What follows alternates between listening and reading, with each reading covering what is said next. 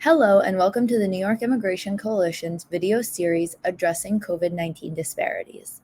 My name is Kaya Groom. I am the Immigrant Services Support Events Associate at the NYIC, and today we will be debunking 5 COVID-19 vaccine myths. Myth 1. The COVID-19 vaccine is not effective or safe because it was rushed through development. The pandemic launched the world into a state of emergency, which required an emergency response. But that does not mean that pharmaceutical companies bypassed safety protocols or didn't perform adequate testing. The Pfizer and Moderna COVID-19 vaccines are mRNA vaccines.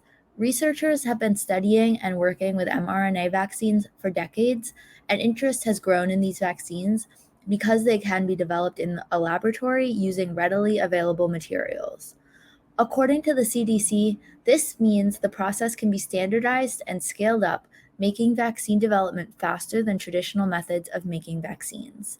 This is why scientists and pharmaceutical companies were able to start the vaccine development process early in the pandemic and ultimately develop the COVID-19 mRNA vaccines so quickly. The COVID-19 vaccine trials did not skip any steps, but conducted some of the steps on an overlapping schedule to gather data faster and started producing vaccines before receiving emergency FDA approval so that vaccines would be ready as soon as they were approved. This was possible because governments and pharmaceutical companies invested resources and money into vaccine research and production. Myth 2. If I've already had COVID-19, I don't need a vaccine. It is important to remember that even if you have already had COVID-19, that reinfection is possible, and COVID-19 can cause severe medical complications.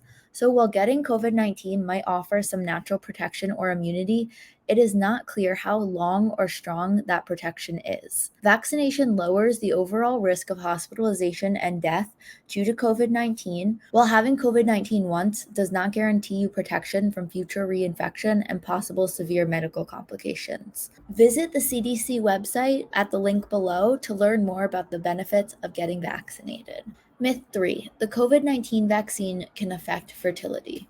According to the CDC, the COVID-19 vaccine does not affect fertility among women or men, and COVID-19 vaccination is recommended for everyone 12 years of age and older, including people who are trying to get pregnant now or might become pregnant in the future, as well as their partners. According to the CDC, there is currently no evidence that antibodies from COVID-19 vaccination or that vaccine ingredients would cause any problems with becoming pregnant now or in the future.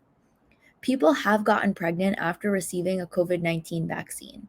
Studies have found that 4,800 people had a positive pregnancy test after receiving the first dose of an mRNA COVID-19 vaccine, and another report using data from 8 U.S. healthcare systems documented that more than 1,000 people became pregnant after being vaccinated against COVID-19. While the COVID-19 vaccines do not negatively affect fertility or pregnancy, contracting the COVID-19 virus while pregnant can have potentially serious impacts on the pregnancy and the mother's health. Johns Hopkins Medicine encourages women to reach out to their medical providers to discuss other questions they have about COVID-19 as it relates to fertility or pregnancy. You can learn more about COVID-19 vaccines' effect on fertility and pregnancy at the CDC's website.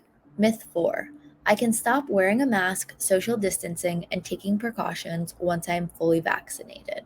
While COVID-19 vaccines are extremely effective and breakthrough COVID cases among vaccinated individuals remain rare, it is still important to wear a mask, social distance, and take precautions when you are in public spaces. The CDC recommends that masks and physical distancing are required when going to doctors' offices, hospitals, or long-term care facilities. In New York, masks are required in hospitals and medical offices, schools and childcare facilities, certain group residential facilities such as nursing homes and homeless shelters, stores, restaurants, or other public spaces where the owner or operator requires masks, on public transportation, and at work if required by your employer. In accordance with the CDC mask order, you are required to wear a mask on planes, buses, trains, and other public transportation traveling to, within, or out of the US, as well as in places such as airports and train stations. According to the CDC, if you are in an area with high numbers of COVID-19 cases,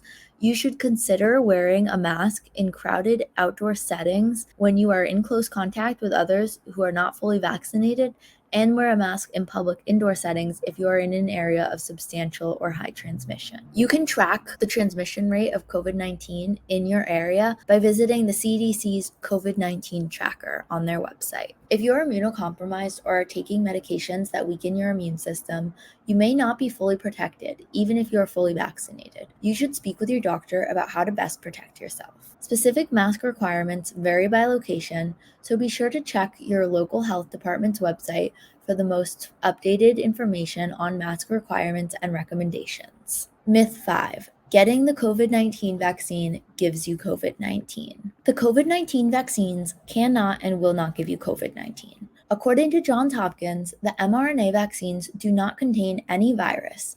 Instead, they instruct your cells to produce a spike protein that is part of the SARS-CoV-2 coronavirus.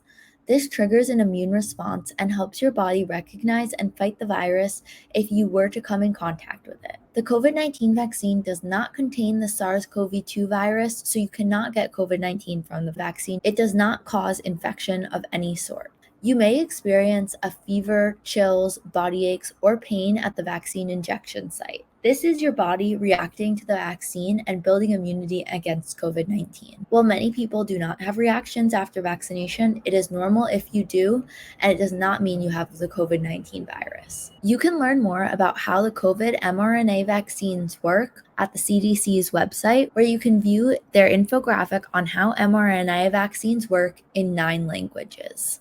You can also watch Johns Hopkins' video explaining mRNA vaccines on their YouTube channel. To learn more about debunked COVID-19 vaccine myths, visit the CDC, Johns Hopkins, and Mayo Clinic websites.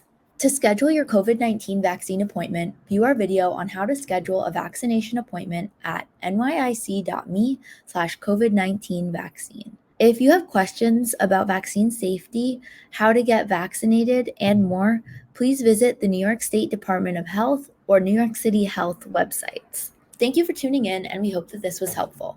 Please email events@nyic.org with any questions, and to stay involved with the New York Immigration Coalition, follow us on Facebook, Instagram, Twitter, and YouTube. Stay safe and take care.